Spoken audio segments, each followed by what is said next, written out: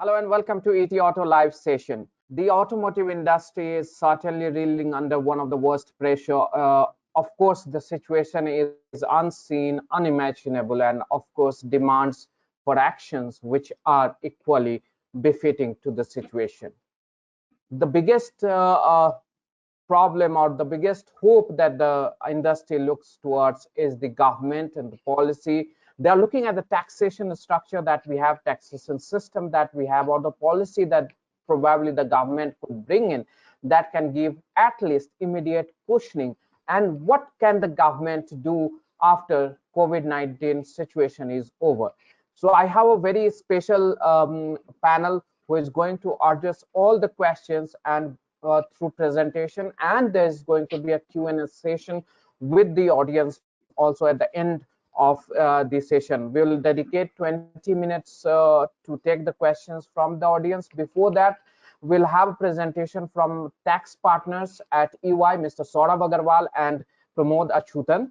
They will present the case of automotive industry in terms of taxation. How can you leverage the taxation policy right now that you have? How can you at least better or improve your situation by using correct tools of taxation? And they will also suggest what could be the tax structure, what possibly could help the industry after COVID is over in terms of accelerating the revival. We also have Mr. Anil Srivastava, representing India's top think tank, government's think tank, Niti Aayog. He will also talk about what is the current situation at government side, how much government can support the industry, and what are the likely events that is going to come up that will probably be a breather for the stressed industry. So before we begin, let me invite Saurabh Agarwal and Pramod to give us a presentation and set the tone of the tax and policy structure right now that we have in automotive industry and what we should look forward to. Over to you, Saurabh and Pramod. Thanks, Nabil. Good afternoon to everybody. Thanks to Nabil and ETAuto for this opportunity, and for all our listeners on this call. I hope all of you and your families are safe. So, like Nabil said, what we plan to cover. The government has already done a lot of things, announced a lot of initiatives over the last 1 year, and how do you leverage some of these to take benefit of this? That is what we'll touch upon. Some of these announcements which are already there, some of these benefits which are already there, we'll touch upon those. And at the end, we'll also talk about some of the expectations of the auto industry from a fiscal stimulus perspective. So, I'll jump into my slides, starting with this slide. So I was on this graph, which talks of tax rates in India, and we are aware of this whole discussion that is going on around the globe about supply chains trying to relocate out of China, and India being one of those countries with India has its Make in India policy, and India really wants to attract investments. And which is where the question that comes up is how do our direct tax rates compare with some of the rates across some of our other countries which are going to compete with us, whether it be Vietnam, Indonesia. So the first graph which is there, there are two yellow bars there which show India tax rates. One is a 25% rate, and the other is a 17% rate. So these are the two rates that are there in India, and I'll touch upon details of which are the circumstances in which these rates are applicable. But if you can see, only Singapore is at a rate of tax which is similar to us. Otherwise, amongst the Asian countries, India's rate is one of the most attractive. If you go to OECD, US introduced a 21% rate Jan 2018. UK has an attractive rate, but India's 17% rate is very, very attractive there. And thus, we have done our best. I would say the government introduced this new rate last year. This was announced first sometime in September, and then it was finally it became enacted last December 2019.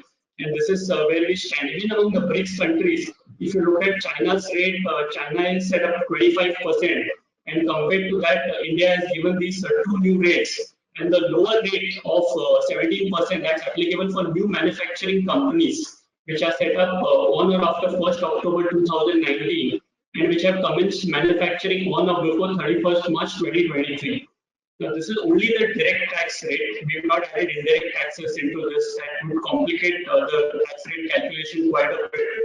And coming on to my next slide, these two new rates which were introduced, it's called as a 22% concessional tax rate and the 15% concessional tax rate.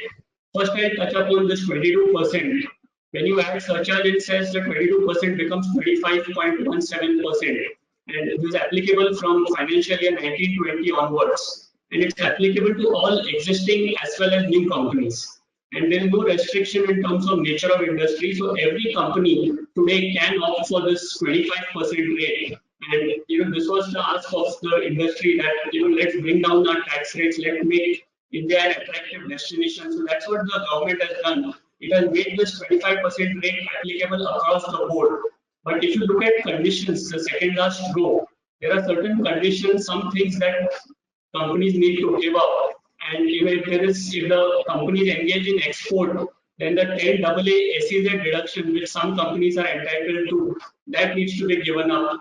The weighted deduction for R&D, which was under Section 35 2AB, that needs to be given up. Additional depreciation, which is a timing difference, that needs to be given up. So some of these, there is a trade-off over here, where some reduction, some incentive need to be given up, but overall the tax rate goes down significantly. And again, minimum alternate tax (MAT) that is no longer applicable to either of these companies opting for these tax rates. And with that comes the added condition that if you have MAT credit carried forward from the earlier years, that is no longer going to be allowed to be carried forward. So, these are some of the conditions of the 25% rate. But I'll come to the more interesting one now, which is the 15% tax rate. Now, this 15% with surcharge goes to 17.16. Again, it's already applicable. The key condition there is that a company should be engaged solely in manufacture or production of an article or thing and related research or distribution. And the way the provisions read, so manufacturing is very important. It is to attract new manufacturing that this 15% plus 2%, 17% rate has been introduced by the government. The way the conditions read, it talks of distribution of the article or thing which is manufactured or production. So if you have distribution which is pure trading in nature, that is not allowed to be carried out in a company like this, is one view. And hopefully the government will clarify and relax that condition of it. But manufacture is what is entitled to this lower rate. Again, this should not be formed by splitting up or reconstruction of an existing business. So this is for companies. Today, if there are companies in India which want to expand, then they need to be very careful of how they do that expansion. It has to be housed in a different company, but there are a lot of things that need to be taken care of to ensure that it is not regarded as splitting up or reconstruction of an existing business. There's also the condition of not to use any second-hand plant or machinery. 20% old plant and machinery is allowed. And one condition around this is that this condition continues to apply even in subsequent years. Normally in the past, these kind of conditions apply only in the first year, but the condition around use of second-hand plant and machinery continues through the lifetime. So that needs to be taken care of. So these are some of the key conditions which are there for taking benefit of this particular provision. And it is crucial that one very carefully looks at and plans this properly to take benefit of this. I'll proceed now to the other change which got introduced. This was the change introduced as a part of Finance Act, which got finalized and released in March of this year. And this is not taxation of dividends. And I have given a chart over there at the top, which shows how dividend taxation has moved across the years. And we in '97 is when there was something called dividend distribution tax, which is a tax on the company distributing dividends that was introduced. In March 2002, for 1 year, it was we went back to the classical system where tax is in the hands of the shareholders and not in the hands of the company declaring the dividends. But from 2003 April to 2020, we had this old system of dividend distribution tax. Now from April 2020 onwards, from the current year onwards, we revert back to what we call as the classical system. And in the classical system, there is no DDT anymore. The company declaring dividends is not subjected to DDT. Instead of that, it is the recipient who is taxed. That's why it's called as the classical system. So if you look at it from a payer perspective, the company that declares dividends, there is no tax in that company's hands, but the company declaring dividends needs to do a withholding, and that withholding is 10% for residents and 20% for non-residents. For non-residents, you can take benefit of treaties also, and therefore sometimes this 20% can go down to as low as 5%, and that's what makes it very interesting, especially for non-resident entities, non-resident shareholders. In the hands of the recipient, of course, this whole amount is taxable. The tax rate, like we said, can be, it can vary. For resident shareholders, this tax can go up to as high as 35.88%. Therefore, for residents, this change may not make much of a difference. There could be one set of residents who were receiving dividends. If the dividends were below 10 lakhs, then they stand to lose in this regime. But anybody who was getting dividends more than 10 lakhs, the tax rate will continue to be at 35.88% in the highest tax bracket. And this is where we've shown the graph on the right hand side. The table that is there also shows how the corporate tax rates and the dividend tax rates interplay. So here, if you see, you have a situation, and we've assumed it's a 25 company with 25% tax rate, and after corporate tax, the profit is 74.83. And instead of DDT in the pre-amendment column, in the post-amendment, it's a dividend withholding tax. And we've just taken an illustration of a 10% withholding over here. Like we said, the tax in the hands of the shareholder can really vary. It can go down to 5%, it can go up to 35.8 for residents. But we've taken an illustration of 10% withholding, and that shows that there is overall a total tax saving of 5.28 because of this change. And this 5.28, like I said, can go up even further for non-resident shareholders, whereas the saving can actually go down for a resident shareholder. I'll come to one more graph over here, and this is actually, we've tried to capture here all the tax rates that are there today available, and how does this dividend tax interplay with these tax rates. So the first column is the 15% tax rate, which we spoke about. The second column is the normal 25% now, which is available. And pre-amendment tax rates, where you had 29%, 35%, and the last column is the limited liability partnership. So we've kind of given these different scenarios over here. And here, if you look at it, the corporate tax, is the one row which I have highlighted in green, which shows the different corporate tax rates across each of these categories, each of these tax rate situations. And then the total tax outflow, which is the last column highlighted in green, that is what we've shown over there, assuming again that the withholding tax for dividends is 10%. And with a 10% withholding tax is 10% for residents, for non-residents is either 20 or the treaty rate, whichever is lower. What we've shown is that from a total tax outflow perspective, the tax outflow, if you look at it today, a company in the highest tax bracket is 35%, for whom the tax outflow was 46.04 per year with DDT. Now that shifts to either 32.66 or 25.44. So there's a significant saving in the total tax outflow that you can see. For a limited liability partnership, there is no tax on dividends, which is why you have a not applicable in the withholding tax column. But if you look at it, the 15% and the 22% scenarios are still more beneficial than a limited liability partnership scenario of 34.94 total tax outflow, assuming the withholding tax is 10%.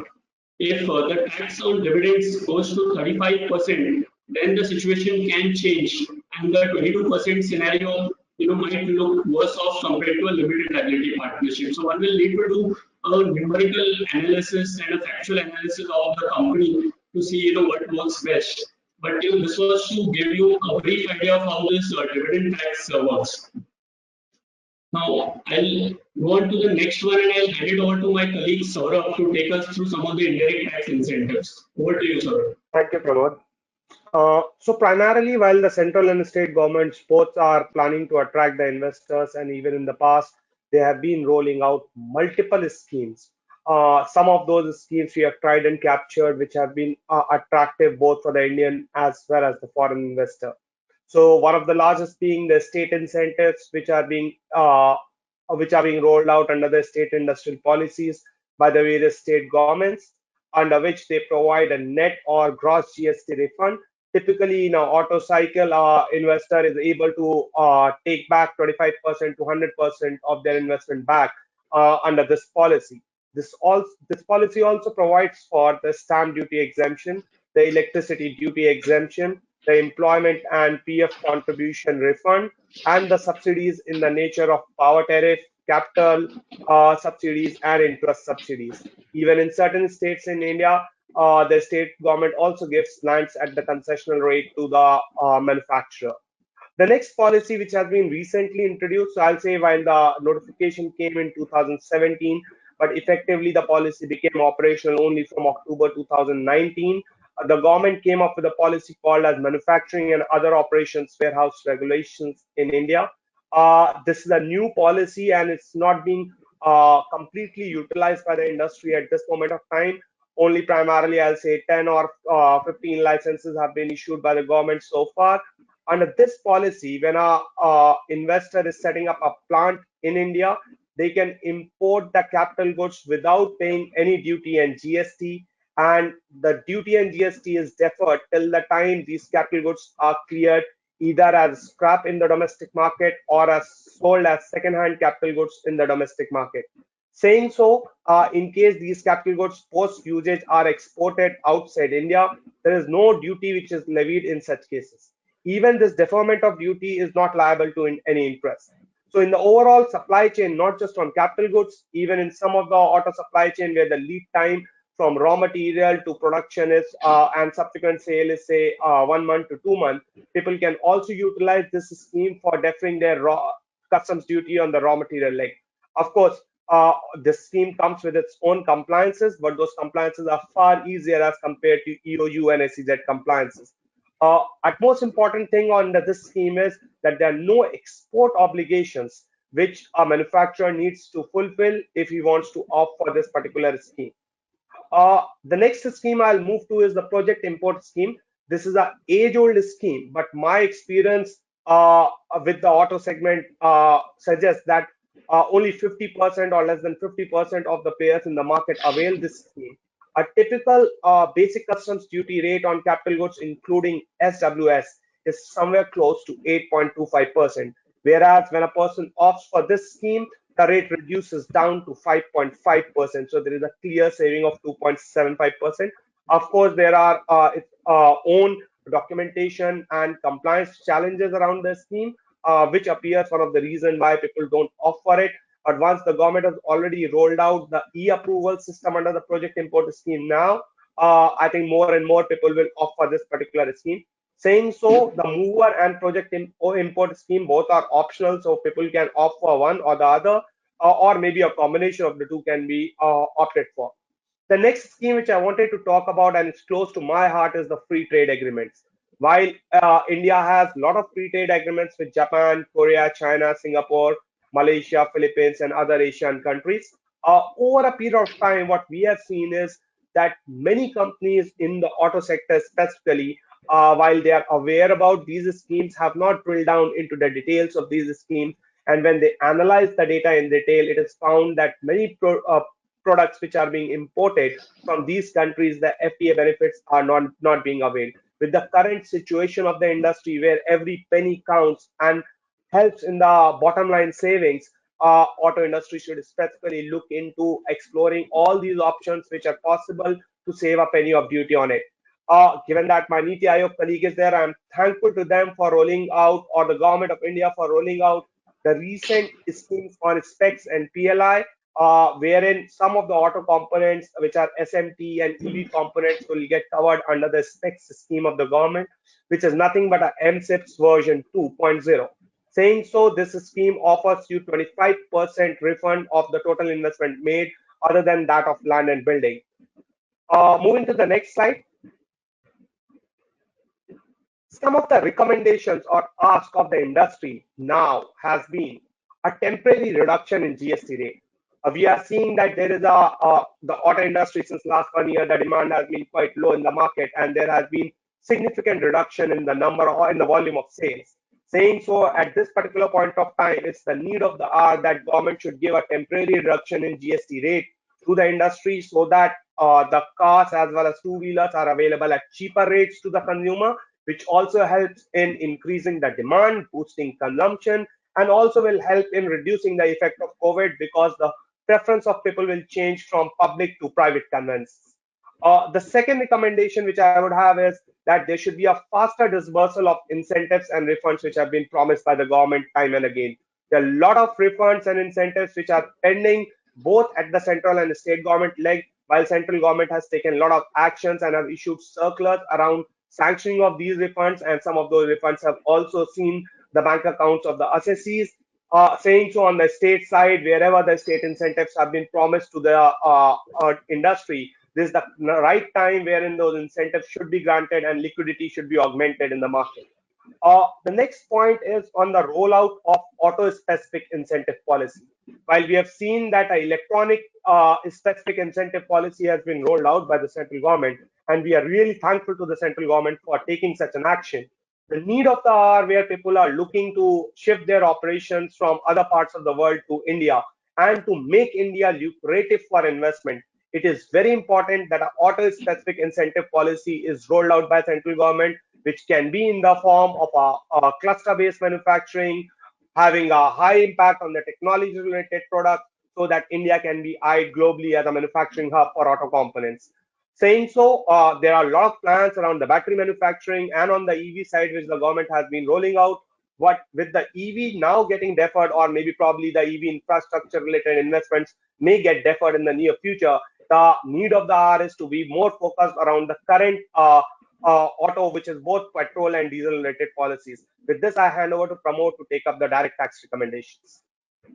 Yeah, thanks, Saurabh. So, on the direct tax side, one of the first ones is to, get some income tax relief on the wage payments, kind of a weighted deduction, while salary is deductible today, weighted deduction, if it can be permitted for, this temporary period, that is something that, the industry would welcome. Again, the weighted deduction should be allowed along with the 25% or the 17% tax rate, both should go hand in hand. Currently, a lot of those incentives deductions are not available with those lower tax rates. So here the ask is, if both of them can be parallelly made available. Similarly, R&D, research and development deduction, if a company opts for it, has to still go for the higher tax rate. But request is, if with the lower tax rate, the R&D should be promoted in India, and therefore can one get an R&D deduction along with the lower tax rate. So that was one of the asks. The second one is again a temporary measure. We currently have a deduction 80 EEV, rupees 1,50,000 deduction of interest paid for purchase of electric vehicles. Can something similar or a different kind of deduction be introduced for promoting purchase of automotive vehicles for the near future? Because we've had kind of a crisis. The auto sector is going through a crisis, and what can be done to boost demand? If demand picks up, there will be GST collections which will offset some of the income tax reductions that can be given away. Therefore, can the government look at giving some reduction over here? And the last one is not a fiscal stimulus, but more in terms of a monetary stimulus for companies, especially for the low-wage earners. If something can be given by the central or the state government to companies, and this is not just the OEMs, but across the entire value chain. If something can be rolled out, we are aware that of course the government rolled out the first fiscal stimulus, which was for 1.7 lakh crores, which was about 0.8% of the GDP.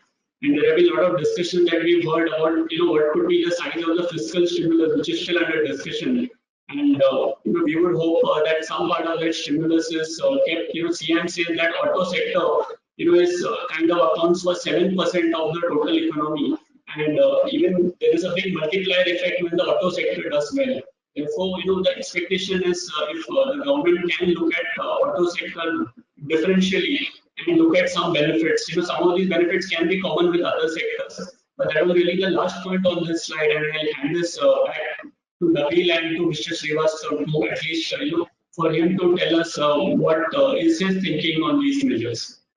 Thank you, Pramod and Saurabh, for such an elaborate and very holistic view of the industry's tax structure that is expected, and that what is there that could attract the people to come and invest in India or various states of the country.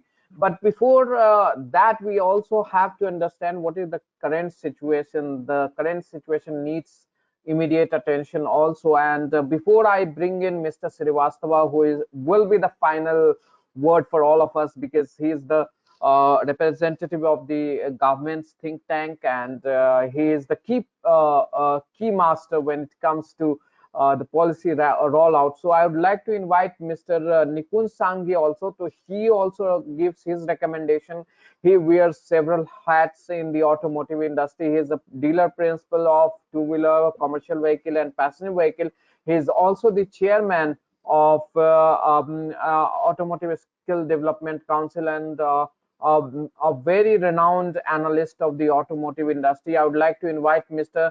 Sanghi to propose his recommendation, and how does he see, because he is part of the ship that is under turmoil. How does it feel? How jerky the situation is? How we really cannot anticipate in the same manner as Mr. Sanghi can probably interpret the situation of the industry right now. So, Mr. Sanghi, over to you. If you could quickly give us the sense and the audience a sense how the situation of automotive industry is right now. Where are we reeling? What are the immediate attention required for Mr. Srivastav also to address that? So over to you. So I'll give a different perspective. I think EY has really done a fantastic research on both indirect and direct taxes, but I think most of what they talked about was from the perspective of the manufacturers. And I think income of manufacturers is probably today the least concern, because I don't know if how many of them will be making money at all in the present circumstances. I'll come to the consumer. And I think I'll give the consumer perspective. So we have now a GST rate for automobiles, and we are definitely in the highest bracket of tax, which is 28% of GST. And besides the 28%, there are various cesses. So today, GST rates on automobile starting from 28% can go up to as high as 50% of the cost of the vehicle, because there are categories of vehicles where the cess rate is 22%. So 28 plus 22 is almost 50% of the cost of the vehicle. Now, with the GST getting controlled by a GST council, and where the states cannot really exercise their right in terms of how much taxes they will be able to add because of the current GST regime, what most states have done is they have adopted increasing the road tax structure on automobiles. So vehicles which were already being taxed at around 50%, now you have one-time tax on vehicles starting from 8% of the value of the vehicle, which is entry-level two-wheelers, and it goes up again to 17% in some states where, in case of firms. So if you are buying a vehicle for a business, then the road tax structure, one-time road tax on vehicles is almost 17%. So 50% plus 17% is the kind of taxes that you need to pay if you are buying a vehicle. So I think there is this very urgent need to, an automotive industry, as you already know, contributes to almost 50% of the manufacturing GDP and 8 to 9% of the total GDP. Manufacturing, the auto industry was already in distress before even the COVID came in. And what COVID has done, I think almost all of you have reported, April was a historical year where we had zero retail from manufacturer to dealer, and zero retail from dealer to it's become probably a case study. It's become a page in the history which the future generations will probably read about, that an pandemic could have this kind of an impact on a particular industry. Now, if this industry has to be revived, and why should this industry be revived? Besides the fact that it is contributing to the manufacturing GDP or the GDP of the country, I think the biggest thing that this industry does is employment.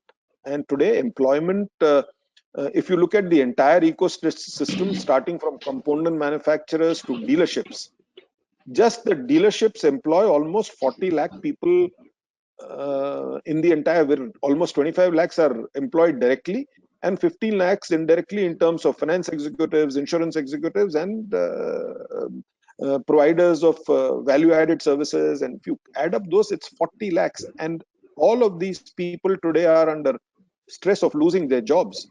And I think the biggest thing that the industry does, both components and dealerships, is giving employment to people right at their places of residence. They don't displace people. They don't ask people to move out of their villages. They give them employment right there. And I think the biggest worry of the government today is that can people look after themselves? Can people stand on their own feet? Can people? So there is a health emergency and there is an economic emergency which has happened. So I think there is this urgent need to give sufficient impetus to the automotive industry. And I think what our ask are two. One from the central government, which is to do a drastic reduction in the GST rates, which EY has also recommended. It could be temporary. Let it be for this financial year or 18 months. And once the industry is back on its feet, please come back to whatever you want to. But for the time being, make buying a vehicle possible.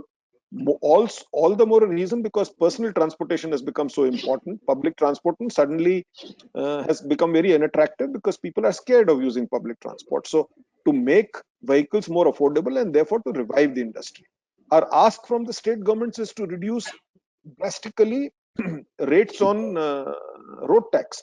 Uh, Probably even exempt vehicles from road tax temporarily for a period of a year or so that vehicles become affordable. And finally, of course, VAT on fuel. I mean, since fuel doesn't come under GST, there are states which charge as much as 36% VAT on fuel. Now, if vehicles have to be used as personal transport for going to work and coming back by families, then I'm sure making fuel more affordable will make a lot of difference. So even So this is excise is on. 10 times hiked. Excise, if you look at the excise also on fuel, is massively high, which goes to center. Even the cess is very high, which goes to center. So before I invite Mr. Srivastava, I just like to submit my point also. In the entire debate, somewhere we see what is missing is the small component manufacturer, tier 2, tier 3. So we have not heard any voice for them almost. And they are the most vulnerable set of people right now. Of course, I understand dealership is another area where the stress is there, but for dealership at least, there are OEM interests lying there because they are the people who will be ultimately selling the vehicle. But for the tier 3, tier 2 component makers, small component maker, which contribute about 70% of the total component manufacturing industry, they are on the margins. What are the government thinking about them? How can they come up? What is the mechanism to take them along to the other side of the COVID? Mr. Srivastava, I would like to invite your comment. Now you have heard Mr. Sanghi talking about the tax structure, and especially he talked about the tax on road tax, which goes as high as 20% in some cases and or even more. He's also talking about the tax structure on fuel, which is one of the major instrument of demand, if I can say, for automobiles. Then also he's talking about at least interim concession on GST, which could trigger the demand for some time at least, that can let the wheel of demand rolling. So I would like to invite your comments and your suggestions now before we get into audience questions. So, Nabil, so just before Mr. Srivastav comes in, can I just put in one more word? And I think that is to do with some immediate relief to all these people who are giving employment to. So we have been under the National Disaster Management Act asked to pay salaries, 100% salaries to all our employees for the month of April and maybe even for the month of May, even without doing any business. Now, March salaries, in spite of the fact that in most cases we did business only for 15 days, I think everybody has paid March salaries to all its employees without deduction. I would say at least 95% of the ecosystem has. If we are required to pay salaries for April, so all that I'm saying is that if we are required to pay salaries of April, believe me, almost 35-40% of this entire ecosystem will only collapse. So some relief, immediate package on payment of salaries and wages in this ecosystem, I think, is one thing that we would definitely want Mr. Srivastav to comment on. So, Mr. Srivastav, there is a huge hope on your statement today. And of course, you shoulder a great responsibility. Over to you. And thank you so much for keeping patience and waiting to hear the stakeholders of the industry. Thank you so much. Please go ahead. Thank you, Nabil. And let me say that I can't speak anything about the package or the relief or what the government or the finance ministry could be offering or would be doing. These decisions are made in a collective way and at a much higher levels than. But yes, of course, whatever I have been grasping today in this webinar, I have been pausing myself to take notes also. That is there, and there I would certainly be taking these inputs as to feed them at the appropriate levels or wherever it is required. Let me come out with something as to what the thinking is with us and what the thinking should be. Yes, of course, the presentations were very specific, and they went into the policies and as to what is there, and finally, Pramod mentioned about as to what the industry wants, or what the industry would be asking for. Now, the issue is that we were talking about the massive disruption in the transport and energy sectors pre-COVID days, and a lot of disruptions or the pressures were there. And as Mr. Sanghi has just said that the automobile sector was already under pressure, yes, but then we have to see as to why auto sector was under the pressure, and why is it that it was not moving the pace at which it was moving earlier. And then the COVID crisis came, and then we have to be there prepared for the post-COVID scenario, and we should also be ready and willing to see as to what is there, which is already there on the wall, as to what will be happening in the future. We cannot ignore those things for all the stakeholders in the automobile sector. First of all, to my understanding, the entire concept of globalization and the way we have been doing our business would be changed. And we have to be prepared for it. The entire ecosystem and all the stakeholders have to be prepared for it, the way globalization is going to take place, the way supply chains are going to evolve, and what is going to happen to the existing supply chains is also very critical, which the automobile sector cannot be ignoring in times to come. And the other aspect, very important critical aspect, comes is about the environment considerations and the pollution considerations. I mean, there's so much of the talk in general, normal, informal conversations, WhatsApp and everything. People are talking about Himalayas being seen from the Jalandhar, from Saharanpur, and all these things. People are talking about the chirping of birds in the morning, no noise of even the aircraft landing in Delhi, South Delhi, and likewise. And it's happening globally. It's not that the Ganges has been felt clean in Patna and in Banaras and in even southern parts of the country. So there is an awareness which is there for the environment and the pollution. So it is going to have tremendous impact on the way people are going to move. Now, we cannot ignore, as Mr. Sanghi has said, 7 to 8% of the contribution to the GDP, nearly half of the contribution to the manufacturing sector, and 40 million, not the lakhs, 40 million people being directly or indirectly employed in the sector, automobile sector, including all the things. If you include everything, including drivers and everybody. So, and it's a very important sector of the economy to our understanding, about a year back or 1.5 years back, we could bring the mobility or the transportation at the center stage of the economic activity through the firm commitment of the leadership. None other than our Prime Minister spoke so much about it in our Global Mobility Summit, which we organized sometime in the later half of the 2018. And from there, the momentum has picked up in the country, where people have started talking about the mobility and other issues. So friends, this I was trying to build up or to give you as a background as to what is there which we should be prepared for.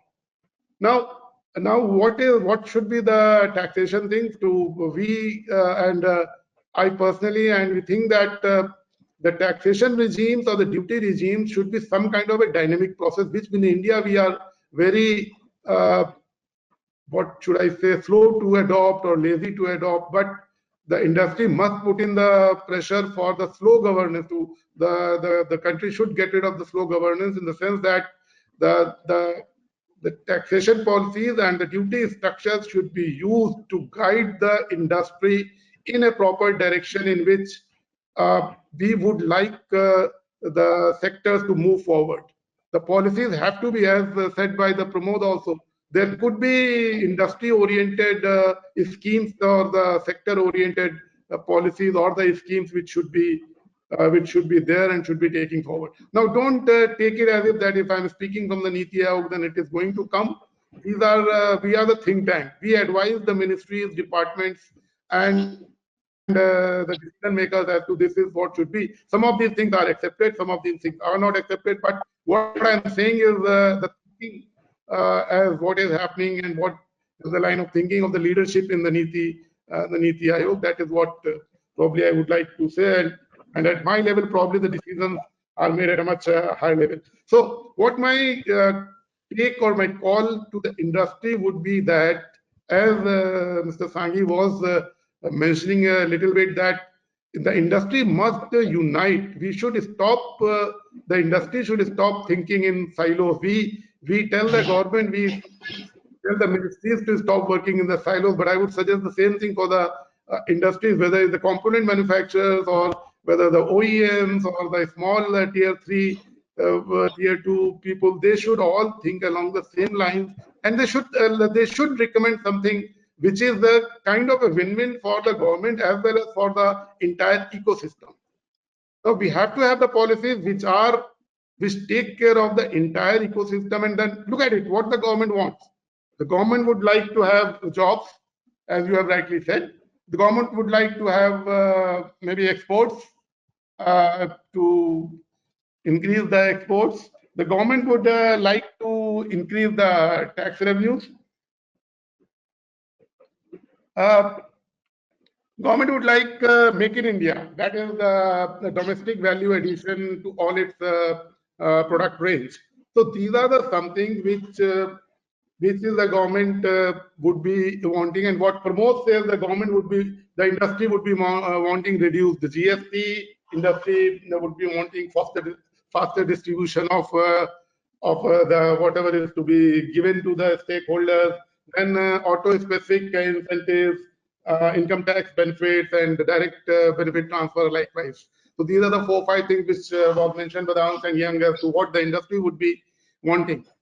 Friends, what you would be wanting and what the government would be wanting should be on the common platform, and we should have the same thing. Then probably the country would be moving forward. And let me tell you, there are tremendous opportunities. It's not that what I'm saying is difficult or it doesn't make sense. It makes tremendous sense when we have both moving with the same objective and then the same direction. So friends, we have taken a number of steps, and some of the steps which were taken, and probably the government has now started thinking in terms of environment, the pollution control. So there is more emphasis on the electric vehicles or the cleaner sources of the energy, for the energy generation, also for the new and renewable energy, and government is trying to mix it with the mobility objectives. And in that perspective, a lot of announcements were made for the clean energy vehicles, but they need to be clubbed with the mobility also, because currently the contribution of electric vehicles is pretty small, very small in the entire set of the automobile or the mobility sector. So there are income tax benefits which have been done. Dividend DDT has been talked by the consultants. The corporate tax reduction has also been spoken about. The one thing which has been there about the phased manufacturing programs or the local value addition, that is also probably the priority of the government. So friends, probably this is all I wanted to say, and I'm also looking at the time, and Nabil is getting impatient as to I should not overshoot my time, but probably this is what I have. No, no, And I want to. I have questions. I have questions. So please stay with us. We have a lot of questions coming up, and also please, the questions is allowed within the panel also. But since I'm moderator, I'll take the advantage and ask the first question, which is very pertinent and been there for a long time. We have been talking about clean energy, clean vehicles. We have been talking about it a lot. You also mentioned at least 5-6 times in your speech, Mr. Srivastava. But why is there is a massive anomaly? Full hybrid vehicles, which are cleaner, much cleaner than gasoline counterpart or the diesel vehicles, but they attract higher, GST 43% compared to 28 or 29%, which is in case of gasoline or diesel vehicles. Okay, this been for a long time, this anomaly has not been addressed. What could be the reason? Because this becomes very pertinent when we talk about the next cafe norm, which is going to come by 2022. So how do you see, how soon can we see some change at that place? Nabil, frankly speaking, I would not be in a position to answer this question, because this is being discussed. This has been talked about for the last more than a year, 1.5 years, rather 2 years. And this is something what the leadership has to take the call on. Yes, technically, as you have said, the carbon footprint of the plug-in hybrid vehicles or the hybrid vehicles, we all know there is nothing technologically which is not explainable. But yes, the question is pertinent. The question needs to be maybe, but then again, the decision makers have to take a call on this. Maybe the focus is on the pure battery vehicles, whatever may be the reason. Okay, Mr. Sanghi, you can ask. Then I'll go to promo. Then I'll go to EY gentleman. So I would like to make some very revenue neutral suggestions, which would actually not impact the revenue of the government, would only make automobile buying a little more flexible. So while the industry appreciates the effort of the government to bring everybody in the formal economy, it has paid a lot of dividends, and we are extremely happy that the economy is becoming more and more formal as we progress. But because of the present pandemic and because of the economic emergency, can we make car buying a little more simpler? And I have some very small suggestions. So one is that a cap was made on cash payments of 2 lakhs. Now we are expecting a lot of growth in the rural sector, and we know that there is a discomfort within the rural sector to be able to make digital payments or payments through banks. So can temporarily that 2 lakh limits be increased to 5 lakhs or some 7 lakhs? It will have no revenue implications at all. 2 PAN cards have been made mandatory even for people who are buying 3-wheelers. Now, the positive thing about vehicles is that each vehicle is registered. It can be tracked, and it is registered with an Aadhaar card. So the person can be tracked, the vehicle can be tracked. So can that be removed again temporarily till the economy revives and things become the same? And finally, is tax collection at source. A 1% tax collection at source was introduced in the last financial year for vehicles over 10 lakhs. Now, can that be removed? Because that again is revenue neutral. Can that be removed, or can the limit be taken from 10 lakhs to 20 lakhs? Now, these are 3 very simple, small steps which are revenue neutral and which will make vehicle buying a little easier than what it is in the present regime. But let me tell you, even at the cost of repetition, we appreciate the efforts of the government to bring everybody into the formal economy, and these steps were taken to bring everybody in the formal economy. Yeah, please. Your points are well taken. I can only comment that I mean, we can discuss it. We can whenever there is an opportunity, we can talk about it. We can discuss among the decision makers or among the leadership of the finance ministry. But I can't say. But in general, somehow we have the tendency, as you said, that the government has put in the effort to have everybody in the formal system. We generally again try to move away from the system. We generally try to avoid it. I don't know, with the kind of technologies which are available, why when each and every individual is identifiable. Now, it's not that if Aadhaar number is known, then any individual can be thinking about as to on some other lines of the tax evasion or something like that. So it is not there. The current technologies do offer an opportunity where everything or can be analyzed at the very extremely granular levels.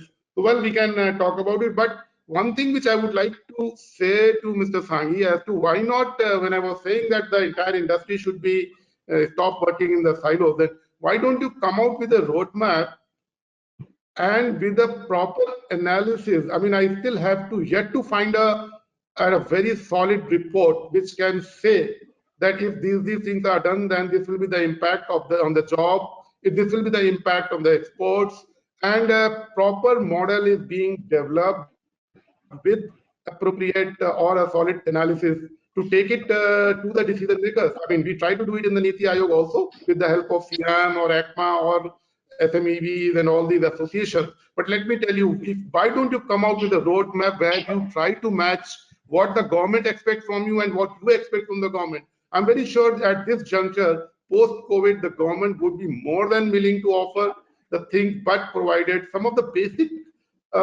things which the government is expecting from the stakeholders are accepted and followed. I would also agree with Mr. Srivastava and add one line. We never see the automobile players coming on one platform in one idea in one voice. Why it is happening? Sometime one of them will say that, okay, do this. The other guy will come, no, don't do this. So recently also you have seen top two automobile players having a different view. So why it is that the automobile industry cannot have one unanimous, voice? Why not? So at The times, government what is really happens confused is, who to hear, who not to hear. Thanks, so Nabil, I think, for supporting me in this. I'm always in minority while I talk about No, about I'll have things. some. Yeah. so Yeah, at but times I do not think adversity. that those who are the established players, they sometimes don't read it as to what is going to happen and in what direction the automobile industry, the petrol, diesel vehicles, the gas-based vehicles are going to move. This one cannot ignore what is happening globally. So I think all that I can say, and I am too small a person to be commenting more than that, is that at times adversity brings people together. And first time in the history of Indian auto industry, it has happened that ECMA, SIAM, and FADA, all three came on a single platform. And we have made a very earnest appeal to our Honorable Prime Minister to bring this industry out of distress. The appeal was signed by the presidents of all the three associations. So not just component manufacturers, but even dealers came together. And I think the way forward, and I think every person in every of these three associations are saying that we will need to be collaborative, we will need to come together, and the entire ecosystem will need to work together. So I think this adversity has brought us together, and hopefully, God willing, we'll be far more cohesive than we have been in the past. I'll take a question from Saurabh, but before my rebuttal, just one line. In this adversity, also you have seen one person saying that lockdown was wrong, the other saying no, lockdown was required. So I still don't see, even in adversity, people coming together in automotive industry. Saurabh, your question. You So I really think need we to spoke bridge it about. much better, Nikunji. I think the industry needs to forge together much stronger. Yeah, sort of your question. Absolutely. So while we did talk about, and really thankful to Anil sir for his comments. One important element is around the scrappage policy, which we have not spoken about. And from a scrappage policy perspective, my take is that if this policy is rolled out sooner, this will yield both revenue for the exchequer, as well as it will yield consumption or demand for the manufacturers, both on the OE side as well as from a component manufacturer side. And saying so, as a part of it, and as envisaged in the 2018 one of the draft policies, you can give GST related incentives as well. And this will also help in reducing our forex spend and also help in a more cleaner environment, as the National Tribunal has talked about. So, any thoughts around the same? Scrappage policies were talked about for years altogether, and we were continuously pursuing it for the last about 2 years. So the Steel Ministry came out with their scrapping policy, and the road transport has framed it. But as I was mentioning, there are so many different pulls and the stakeholder considerations on the scrapping policy. As to we should be very clear as to why do we want a scrappage policy? Why do we want a scrapping? Scrapping should not be looked at only from the point of view of increasing the demand or from the demand perspective. Scrapping has to have some motives or the objectives which meet all the stakeholders' aspirations and considerations with a very critical consideration for the environment, pollution, and the passenger at the center. So all these things have to be taken into account, and I'm very sure that Road Transport Ministry would be coming out with it in a very short time. They are already there. The consultation has taken place, and probably they just need to have some amendments in their Motor Vehicles Act, where we can have the testing centers and then what kind of scrapping should be adopted. As far as I remember, speaking to the MORTH Union Minister Shri Nitin Gadkari ji in February, he said that in few weeks it is going to come out.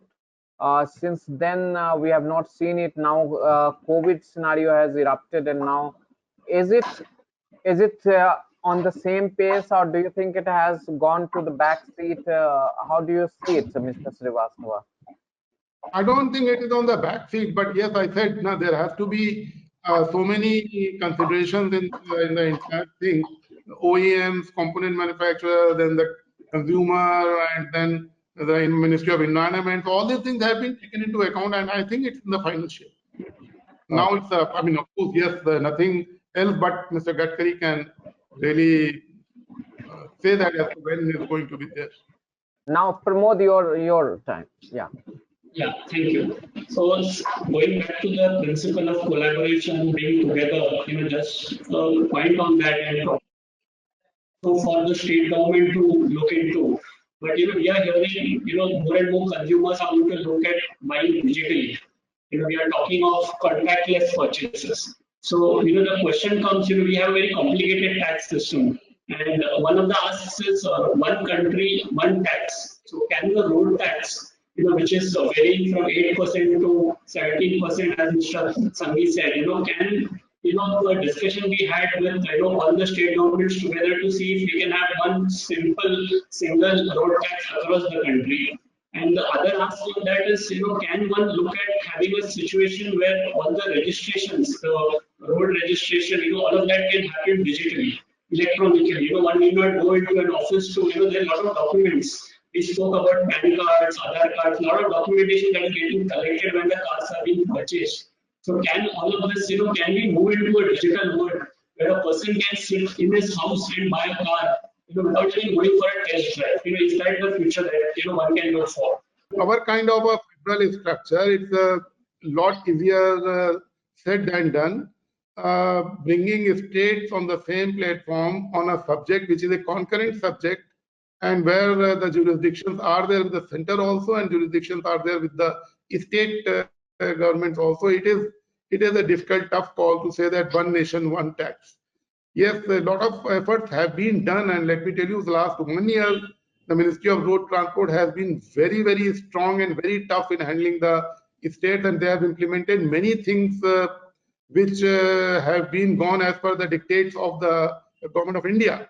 But then again, you can't ignore states in our kind of a federal structure. The examples are of the toll tax, the examples of the exemption from the road tax of the electric vehicles, permit fee exemptions, all those things have been done in spite of some of the states thinking otherwise.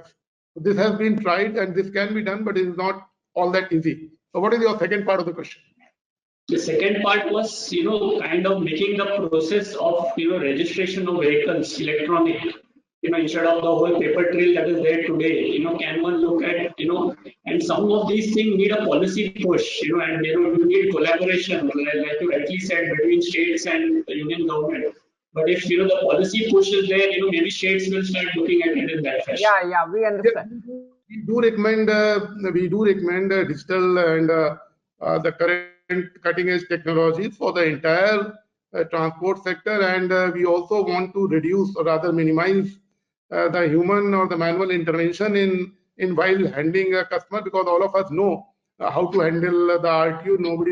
None of us want to go there. We just want to handle our thing through some kind of a mediator or the middleman who all are all pervasive around the RTO office. So all these are the realities of the life. But yes, we would like, and a lot of efforts has been made, and a very successful example of that is the FASTag, the way it is being implemented and the way it is going. So likewise, the Vahan portal of Ministry of Road Transport is a great success, and the kind of information which it has is also tremendous for any kind of decision making. So things are moving, and yet, I mean, once again, the size of the country, the diversities, and the kind of governance structure that we have, it's a really challenging. But in spite of all these challenges, I must say that the last 2 years or so have been tremendous work has been done by the road transport sector in the automobile for the consumers and the passengers' interest. I think So, some states have become capable of doing entire transaction electronically. Only few states still requires physical hard copy, I think, right? Quite a I few, would right? like to, in fact, compliment the Road Transport Ministry, because Vahan has actually become digital in a number of states, like in Rajasthan. I can generate a registration number sitting in my dealership for all my personal vehicle customers, for two-wheelers, for cars. So a lot of progress has been made, but yes, it will need to be a collaborative effort from the center and the state governments both to make it absolutely seamless and customer friendly. A lot has been done, but yes, a lot more needs to be done. So let's start taking questions from the audience now. We have already invested our 1 hour, more than an hour. It's so interesting discussion that is going on. So let me take first question from Piyush Pathak. He wants to understand what is the tax on passenger vehicles, commercial vehicles in developed nation? Like we have certain range of taxes. How is the structure? Pramod, if you could answer that. Saurabh, you want to take that?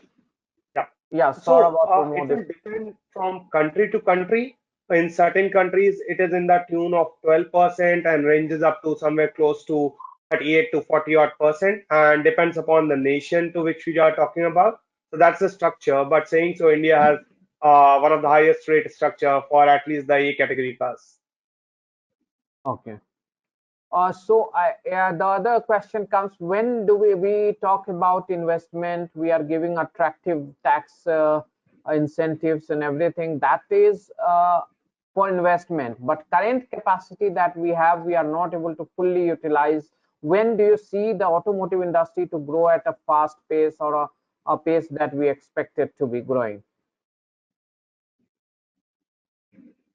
I think that's more from Nikunj. Nikunj, any thoughts from you from an industry perspective as to when do you foresee it to be growing?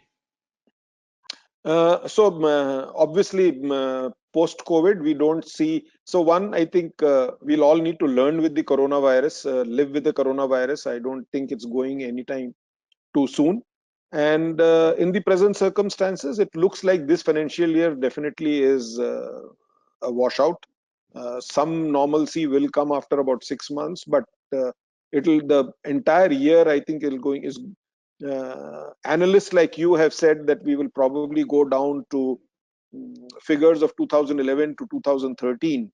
So a painful year. And I think how it will progress even further will depend upon what we learn from the coronavirus and how we are able to handle it. I think till this health epidemic is pandemic is looked after, difficult to give a prediction. But yes, the next 12 to 18 months are going to be slow. But going forward, if I look at the India story, long-term India story is positive. Long-term India story is good because of very low penetration of vehicles in India, and the fact that this entire thing about looking in, suddenly everybody is talking about supply chain not being dependent on one country specific, and not, and would be far more easier if it is within the country. I think the make in India moment for automotive industry at least is come now more than any time before, and a lot of manufacturing leaders have talked about having supply chain within the country, which is a very, very big positive for the auto industry in the long run. So there are lots of questions that has come, because, but we don't have much of time. We'll try to take one or two questions maximum. We are already more than an hour. Mr. Srivastav, how do you see the COVID situation impacting India's electric vehicle story? The COVID situation is going to impact the entire industry, the economy, but now it depends upon our smartness as to how do we overcome the situation and we come out of it. But the impact on India would be much lesser, particularly because the impact of COVID is much less in the rural sectors and in the agricultural economy. So as I look at it, probably we would be I mean, whatever the projection, we would be doing better than that. Now, specifically to electric vehicle, I see the impact would be even lesser on the electric vehicle or the energy storage thing, because there is a tremendous realization. Number one, everybody is watching and everybody is realizing the role of the carbon footprint and the pollution, firstly. And secondly, the disruption which was taking place, probably it will become faster, or it will hasten the disruption which was on in line and that was taking place in both in the mobility and in the energy sector. So impact on the electric vehicle, to my understanding, would be smaller than the overall impact which would be there on the mobility or the industry in general, automobile sector as such. Thank you so much. I think that electric vehicle will have some negatives, because with COVID situation, people would like to opt for a technology which is proven, and they would not like to take risk, because still in India, the charging infrastructure is a problem. So for short term at least, I do not see that there is a great news for EV, because people will. And apart from that, we see the oil price has been tanking, though in India we did not have much of it passed on to the consumer. The price reduction has not been in commensurate with the global glut in the price of crude. But overall, we see the operating cost, which is the major driver of electric vehicle, also the scenario changing there. So these were some of the questions. Last question from all of you, because there are so many questions on, do you see any cut in GST coming up in foreseeable future, mid-term, short-term, or for long-term? I'll start with you, Mr. Srivastav. Just quick, small answer to it. Whatever I say, I'm in a dilemma. If I say yes also, and if I say no, that is also a problem for me. But yeah, but of course, the government has come out with the package, and these packages would be there for some time. And as I said, that has to be dynamic. So I don't, GST would be, I think, to my understanding, GST would be comprising a part of the package with which the government comes out. So, I mean, I simply can't give a very direct answer to this question. I can't give a direct answer. When do we see that package rolling out? That is also anybody's guess. We were expecting it to be getting out even earlier than yesterday. But then again, so I think there are a lot of considerations which are going on. The way COVID is being tackled, the way the districts have been opened, the red zone, green zone, and the yellow zones. All that thing is playing its role for the decision makers to decide and take a call as to what kind of a package should be there. Sort of your take quickly on GST cut. At least I do expect government to roll out a GST cut. Looking forward to the government and see that news coming out sooner. Pramod. I think so far the government has taken some very great and proactive measures to tackle this crisis, and I would expect the industry consideration will be given, and therefore I'm looking forward to GST cut. Nikunj sir, of course you will hope and want immediately. So definitely keeping fingers crossed, but I think it is high time that a auto-specific package is announced by the government, which would include a GST cut, and and it should be announced like Srivastav Sahab said. We were expecting it last week, but hopefully it should come out soon. And specifically, auto-specific package is what I think the entire industry is looking at. So let's end this with a positive note that the government is listening to the industry and they understand the situation and they are ready with the package that will certainly bring some cheers to the industry. Thank you so much everyone for joining ETAuto, and I'm so sorry and my sincere apology to the viewers whose questions we could not take because we ourselves exceeded the time limit, but I'm sure our adroit speakers, they have already answered most of your questions. And thank you so much once again for watching ETAuto. Tomorrow we have a global business leader and a person who has made rare accomplishment on the global automotive turf. Nissan Motor Corp COO Mr. Ashwani Gupta is going to join ETAuto town hall tomorrow at 11:45 a.m. Please register if you have not and join this session. Use hashtag ETAuto Town Hall to ask questions. Thank you so much. Keep watching ETAuto and do subscribe to us on YouTube, Facebook, and also read every minute update on automotive industry at ETAuto.com. Thank you so much everyone for joining ETAuto. Thank you so much. Thank you so Thank much. you, Abhi. Thank you, everyone. Thank you.